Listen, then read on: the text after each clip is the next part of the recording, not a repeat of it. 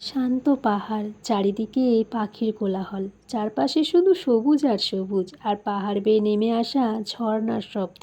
এমন সুন্দর একটা পরিবেশে সময় কাটাতে কার না ভালো লাগে, কিন্তু ইচ্ছে থাকলেও তো সবসময় এমন একটা জায়গায় যাওয়া হয়ে ওঠে না।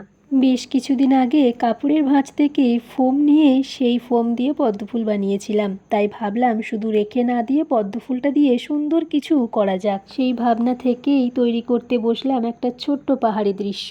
উঁচু পাহাড় থেকে বয়ে আসছে ঝর্ণা, আর সেই জল এসে মিশছে নীল এক জলাশয়ে। নীল জলের সেই শান্ত দৃশ্যটা দেখলেই যেন চোখ আর মন দুটোই একটু শান্ত হয়ে যায়। চারপাশে শুধুই সবুজ পাথর, ছোট ছোট মাশরুম, ঝিনুক, আর জলের মাঝে সেই পদ্মফুল। কাজ প্রায় যখন শেষের পথে, তখন মনে হচ্ছিল স্বপ্নের জায়গাটা প্রায় তৈরি করেই ফেললাম। সুন্দর দৃশ্যটা ঘরে বসে দেখতে দেখতে মনে হয় হয়তো কোনো একদিন সত্যিই এই জায়গায় যেতে পারবো।